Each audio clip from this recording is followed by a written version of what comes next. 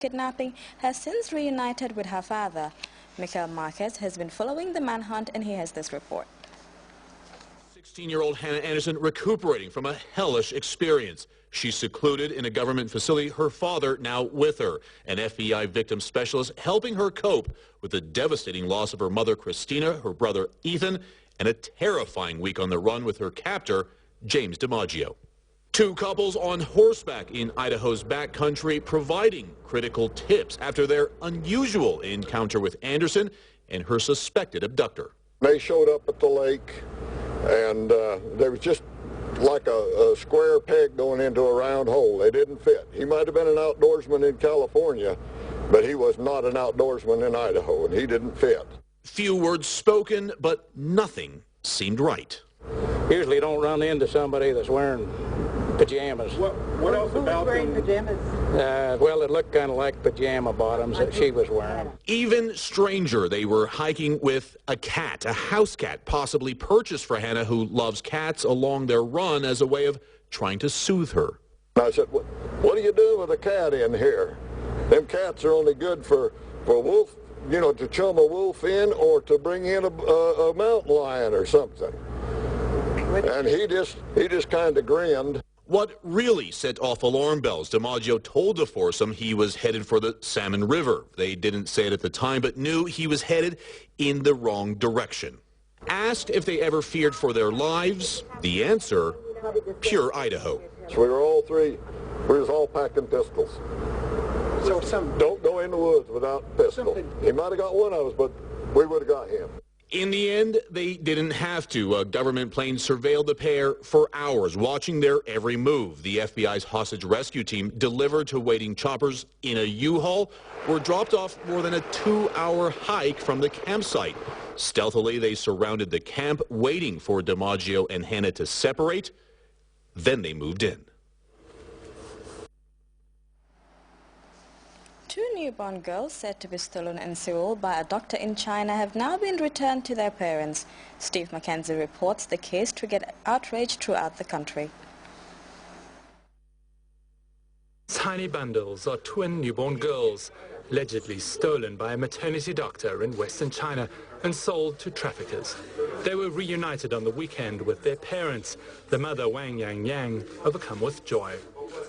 When I met her just days ago, Wang felt betrayed, lied to, right as she gave birth. The doctor was pretending to be very anxious, telling me that my babies have genetic defects. The doctor said the twins would be brain damaged or paralyzed. She says she begged to see the children, but the doctor wouldn't let them. For 2 months, they thought their children were dead. The doctor allegedly sold the twins onto a human trafficking ring for $3,000 each.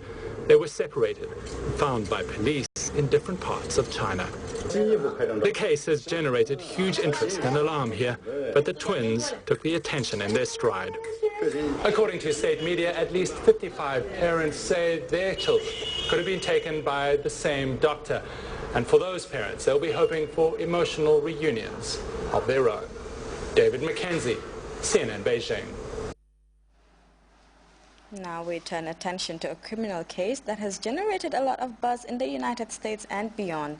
A 19-year-old from Texas is facing a felony terrorism charge for posting a Facebook comment threatening to, I quote, shoot up a school. Justin Carter's lawyer has asked the court to dismiss the case at a pre-trial hearing. Pam Brown has more.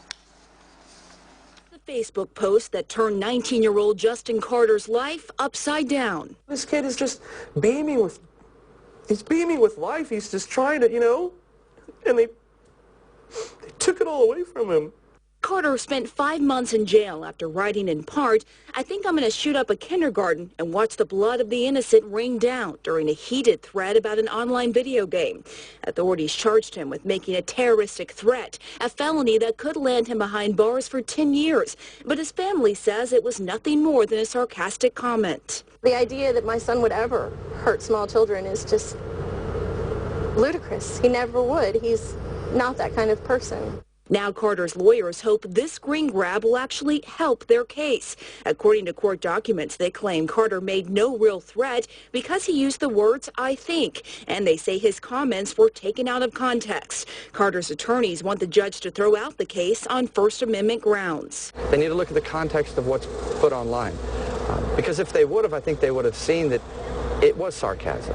Investigators tell CNN they found evidence Carter was engaged in online bullying and made his threat to a woman, a random stranger, though several warrants turned up no evidence of an actual plot.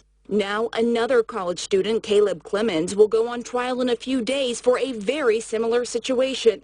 Clemens, a student at Georgia Southern University, has been behind bars for 6 months for a post on Tumblr, writing, "I plan on shooting up Georgia Southern. Pass this around to see the effect it has, to see if I get arrested." Clemens told authorities that the Tumblr post was an experimental literary piece and part of an art project. Now he's fighting for his freedom.